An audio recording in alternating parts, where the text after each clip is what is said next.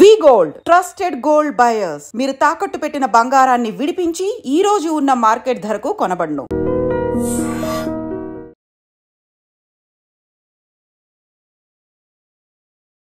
నమస్కారం, నా పేరు డాక్టర్ షగుఫ్తా. నేను న్యాచురోపతి డాక్టర్ని. బీపీ అండి, హైపర్ టెన్షన్ ఈ మధ్యకాలంలో యంగ్స్టర్స్లో అధికంగా అయిపోతుంది. ఎందుకు బీపీ అనేది ఎక్కువైపోతుంది అంటే, బీపీ అండ్ షుగర్ అంటే ఎప్పుడో పెద్దవాళ్ళలో కామన్గా చూసేవాళ్ళం. అది కూడా పురాతన కాలంలో రేర్ కేసెస్ ఉండేవి. కానీ ఈ మధ్యలో పెద్దవాళ్ళకి కామన్ అయిపోయింది. ఒక 10 మంది కూర్చుంటే నీకెంత బీపీ ఉంది, నాకెంత బీపీ ఉంది, నీకు షుగర్ ఎంత ఉంది, నాకు షుగర్ ఎంత అన్న కన్వర్జేషన్లోకి వెళ్ళిపోయారు. సో పెద్దవాళ్ళలో కంటే యంగ్స్టర్స్లో అధికంగా అయిపోతుంది బీపీ. అసలు బీపీ రావడానికి కారణాలు ఏంటి, ఏ డెఫిషియన్సీస్ వల్ల బీపీస్ వస్తున్నాయి, బీపీని ఎలా నార్మల్ ఉంచుకోవచ్చు, దాని గురించి మనం మాట్లాడుకుంటే ఓన్లీ బికాజ్ ఆఫ్ బీపీ కానీ షుగర్ కానీ లైఫ్ స్టైల్ డిజార్డర్ అండి. హెరిడిటరీ 20%, రిమైనింగ్ 80% మన లైఫ్ స్టైల్ వల్లే. Over thinking, stress, specially BP రావడానికి మొట్టమొదటి కారణం స్లీపే. కరెక్ట్ వేలో నిద్రపోకపోతే అది లీడ్స్ టు బీపీలు, స్ట్రెస్సులు, హార్ట్ రిలేటెడ్ ప్రాబ్లమ్స్. ఒక మనిషి పగలంతా అలిసిపోయి రాత్రి పడుకుంటున్నప్పుడు కూడా అట్లీస్ట్ 5 to 6 అవర్స్ కూడా ప్రాపర్గా స్లీప్ లేకపోతే ఖచ్చితంగా బాడీలో కార్బన్ డైఆక్సైడ్ లెవెల్స్ పెరిగిపోయి ప్రెషర్ ఎక్కువైపోయి హార్ట్కి ఆటోమేటిక్గా పంపింగ్ స్పీడ్ అయిపోయి బీపీ రావడం స్టార్ట్ అవుతుంది. ఒక మనిషి హెల్తీ పర్సన్ 7 to 8 అవర్స్ పడుకోవాలంటున్నాం. అట్లీస్ట్ 5 to డీప్ స్లీప్ కూడా లేదండి. Sleep zero. చాలామందిలో గురక ఉండే వాళ్ళలో కూడా 70 to 80% చాలామందిలో బీపీ రావడానికి ఛాన్సెస్ ఉంటాయన్నమాట. గురక ఏంటంటే మనకి ప్రాపర్ బ్రీత్ వెళ్ళకుండా అబ్స్ట్రక్ట్ అవుతూ ఉంటుంది. దానివల్ల ఫోర్స్ఫుల్గా బ్రీత్ తీసుకుంటారు. సో తీసుకుంటున్న బ్రీత్ కూడా ప్రాపర్గా మనకి లంగ్ కెపాసిటీ పెంచలేక, అంటే టైంకి పడుకుంటే అన్నీ సెట్ అవుతాయి. సో ఎప్పుడైతే ఈ పెంచదో అప్పుడే మనకి బీపీలు రావడం స్టార్ట్ అవుతాయి. స్లీప్ కరెక్ట్గా లేదు, టైంకి ఫుడ్ లేదు, ఆ ఓవర్ ఈటింగ్ లేదంటే లెస్ ఈటింగ్, స్లీప్ కరెక్ట్గా లేకపోవడం వల్ల బరువు పెరిగిపోవడం. అరే బరువు ఎందుకు పెరిగిపోయామన్న ఆలోచనలు పెరిగిపోయి, స్ట్రెస్ ఎక్కువ పెరిగిపోయి, యాంగ్జైటీలు పెరిగిపోయి, అంతవరకు రాకుండానే యాంగ్జైటీ స్ట్రెస్ రాకడానికి ముందు ఫస్ట్ బీపీ, దాని తర్వాత ఇవన్నీ వచ్చేస్తున్నాయి. సో ప్రత్యేకంగా యంగ్స్టర్స్ గురించి చెప్తున్నాను. టైంకి ఫుడ్ తినండి. బనానా అద్భుతంగా పనిచేస్తుంది బీపీని కంట్రోల్ చేయండి. పొటాషియం కంటెంట్ ఎక్కువ ఉన్న ఫ్రూట్స్ ఏవైతే ఉంటాయో, బనానాస్ అంట, మస్క్ మిలన్ ఫ్రూట్స్ అంట, ఇవన్నీ బీపీని బాగా కంట్రోల్ చేయొచ్చు. ఆకుకూరలు ఎక్కువగా తీసుకోండి. సో మనం ఖచ్చితంగా బీపీని కంట్రోల్ చేసుకోవడానికి బెస్ట్ వే ఏదైనా ఉందంటే న్యాచురోపతిలో యోగా అండి. యోగాలో ప్రత్యేకంగా ప్రాణాయామ, అనులోమ విలోమ అంటారు. అనులోమ విలోమ ప్రాణాయామ, నాడి శుద్ధి ప్రాణాయామ, కపాలభాతి, చిన్నగా మరి ఎక్కువ కాకుండా ఫస్ట్ నాడి శుద్ధితో స్టార్ట్ చేయాలి. అనులోమ విలోమ, భస్త్రిక ప్రాణాయామ. హై బీపీ ఉండే వాళ్ళు కొన్ని కేసెస్లో కపాలభాతి వద్దంటాము.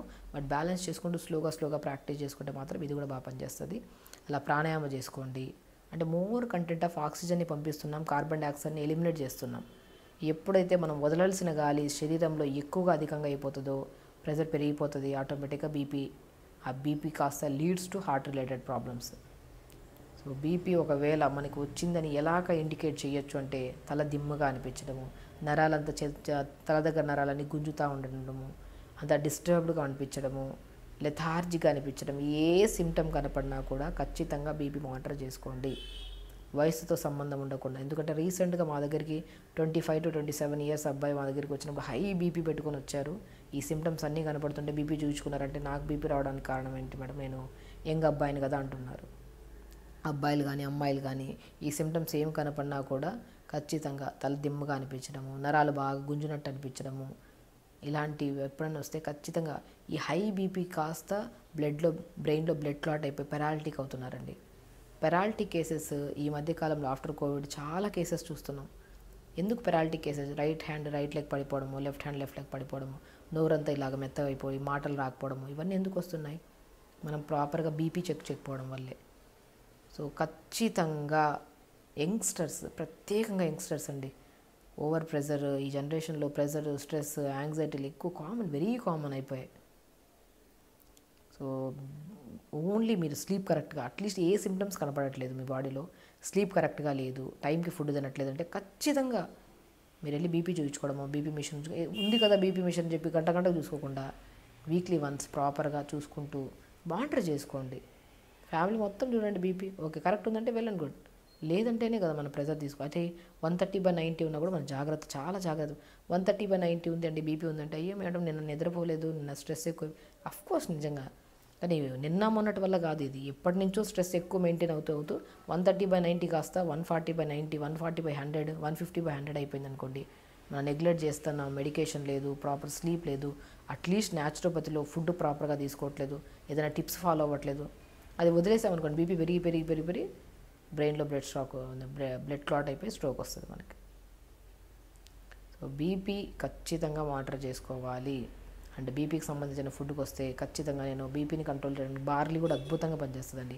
బార్లీ తెప్పించుకొని పౌడర్ చేసుకొని మార్నింగ్ పూట ఇడ్లీ దోశల్లో బ్యాటర్లో కలిపేసుకొని బార్లీని తీసుకోండి. సో ప్రతిరోజు 1 అవర్ యోగా చేయండి. ఈ 1 అవర్ యోగాలో 15 to 20 minutes ప్రాణాయామం చేసుకోండి. బనానా అద్భుతంగా పనిచేస్తుంది బీపీ కంట్రోల్ చేయడానికి. మస్క్ మిలన్ ఫ్రూట్ కూడా అద్భుతంగా పనిచేస్తుంది. ఈ ఫ్రూట్స్ కూడా రెగ్యులర్గా తీసుకుంటూ ఉండండి. ఒకరోజు ఇది ఒకరోజు అది అలాగా. అండ్ అద్భుతంగా పనిచేసేది, ఒక నాప్కిన్ని తడిపేసి బాగా పిండేసి మెడపైన వేసుకోండి. మెడపైన ఇలా వ్రాప్ చేసేసుకోండి.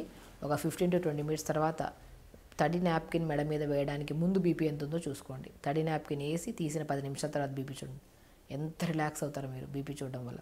అంటే అంత కంట్రోల్ అవుతుంది మనకి. అలా వేసుకుంటూ డైట్ ఇలా ఫాలో అవుతూ ప్రాపర్గా వాటర్ తాగండి. అండ్ చెప్పాను కదా, 100% బీపీ రావడానికి మూల కారణం నిద్ర కరెక్ట్గా లేకపోతేనే ఇవన్నీ ఇష్యూస్ వస్తాయి. సో నిద్ర కరెక్ట్ చేసుకోండి, టైంకి ఫుడ్ తీసుకోండి. బీపీని కంట్రోల్ చేయడం మన చేతుల్లో పనే, సింపుల్ వే. పెద్ద సిమ్టమ్స్ వచ్చేంతవరకు మనం నెగ్లెక్ట్ చేసామనుకోండి, అది కాస్త పెద్ద సమస్య వస్తుంది. ఆ సమస్య నుంచి మనం బయటపడడానికి సంవత్సరం పడుతుంది, కొంతమంది 2, 3, 4 సంవత్సరాలు పడతాయి పెరాలిటిక్ నుంచి బయటికి రావడానికి. బీపీ చాలా భయంకరం ఉంది మనం నెగ్లెక్ట్ చేస్తే.